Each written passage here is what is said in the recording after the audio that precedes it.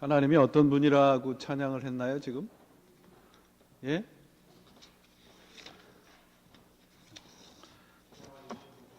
네, 찬양하신 분이 대답하시네. 복 주시기를 원하시는 분이라는 찬양을 드렸습니다. 오늘 그런 하나님의 은혜가 여러분들에게 함께 하시길 바랍니다. 우리 철학자로 알려져 있는 그 루소라는 분이 있죠. 그 분이 얘기한 것 중에 그렇게 연령별로 소중하게 생각하는 것들이 있다는 얘기를 하면서 10대는 사탕이나 과자에 움직인대요.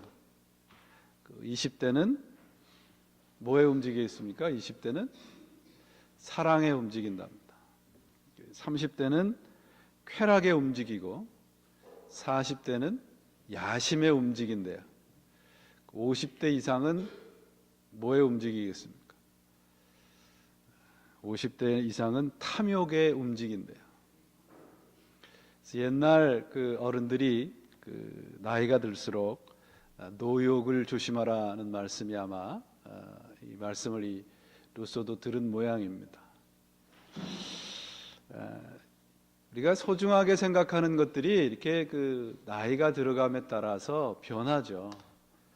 지금 이 순간에 여러분들이 소중하게 생각하는 것들이 어떤 것들이 있습니까? 어렸을 때 정말 그거 잃어버리면 없으면 못 살 것 같은 구슬치기 할 때는 그 구슬이 왜 이렇게 소중해 보이는지요. 또 딱지치기 할 때는 그 딱지가 그거 없으면 못 살 것 같았는데 지금은 그거를 트럭으로 갖다 준데도 별 감흥이 없지 않습니까?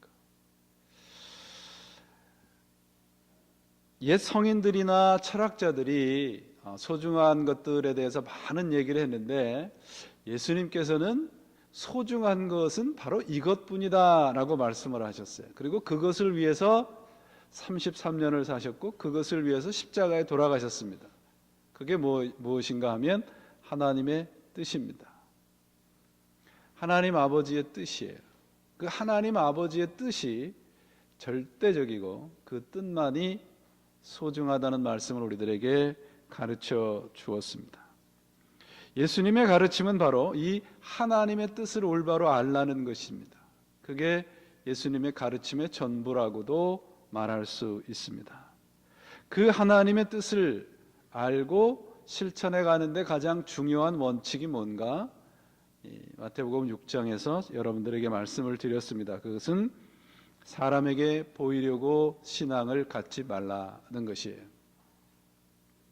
사람에게 보이려고가 아니고 사람들에게 저절로 보여지는 신앙을 가지라는 말씀을 드렸습니다. 오늘 본문에서는 한 단계 더 높은 원칙을, 두 번째 원칙을 말씀하고 계세요. 그것은 뭐냐 하면 보물을 자기 자신을 위해서 어디에 쌓지 말라? 땅에 쌓지 말라. 대답을 좀 하세요. 제가 여러분들을 조금 졸으라고 여기 온도를 조금 더 높여놨습니다. 졸지 않으시면 좋겠어요. 땅과 하늘이 분명한 대조를 이루고 있습니다. 보물이 어떤 것이냐에 대한 얘기가 없어요. 뭐가 가장 소중한 거냐 그것에 대한 얘기가 없고 어디에다 두느냐 그것을 지금 강조해서 말씀을 하고 있습니다. 보물이라 우리가 통상적으로 내가 가장 소중하게 여기는 것이잖아요. 본문을 살펴봐도 보물이 어떤 것이냐에 대한 구체적이고 명확한 설명이 없습니다. 그런데 본문을 이렇게 보면 이런 것이 아닌 것이 보물이구나 라고 하는 것을 우리가 미루어 짐작을 할 수 있는데 그것은 뭐냐 하면 조미 먹고 녹이 슬고 도둑이 탐내는 그 어떤 것이에요.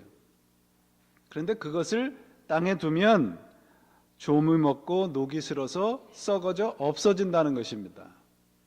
하늘에 두면 그렇지 않다는 거예요. 조미 먹고 녹이 슬고 도둑들이 탐을 낸다는 것은 세상적인 가치를 말하는 겁니다. 세상에서 그렇게 그것에 대해서 사람들이 욕심을 낸다는 것이에요. 그러면 여기서 말하는 세상에서 탐을 내고 세상에서 욕심을 갖는 이 보물은 뭔가요? 성경은 그걸 돈이라고 얘기합니다. 재물이라고 얘기를 해요. 그래서 디모데후서 6장 9절과 10절 말씀에 보면 그러나 부자가 되기를 원하는 사람 유혹과 올무와 여러 가지 어리석고도 해로운 욕심에 떨어집니다. 이런 것들은 사람을 파멸과 멸망에 빠뜨립니다. 돈을 사랑하는 것이 악의 뿌리입니다. 돈을 쫓다가 믿음에서 떠나 헤매기도 하고 많은 고통을 겪기도 한 사람들이 많이 있습니다. 여기서 돈이 많다, 적다 그런 얘기를 하는 게 아니에요. 돈이란 우리가 이 세상을 살아가는데 꼭 필요한 거잖아요. 근데 필요한 것을 여기서 말하는 이 모든 악의 뿌리가 된다라고 하는 이 돈은 뭐냐 하면 내가 돈으로 살 수 있는 모든 것을 말합니다. 돈으로 모든 것을 살 수 있는데 그 살 수 있는 것을 사랑하는 것, 그게 악의 근원이라는 거예요. 왜냐하면 내가 돈으로 재물로 살 수 있는 것은 하나님과 반대되는 것들이 대부분입니다. 하나님과 반대되는 것을 위해서 삶을 낭비하지 말라는 말씀이에요. 돈 자체가 아니라 어디에 사용하고 있느냐를 묻고 있습니다. 근데 여기에 오늘 본문을 보시면 아주 굉장한 은혜의 말씀이 있어요. 성경에서도 악의 근원이 된다, 일만악의 근원이다, 그걸 사랑하지 말라라고 하는 그 재물로 우리가 하늘에다가 보물을 쌓을 수 있다라고 하는 은혜가 있어요.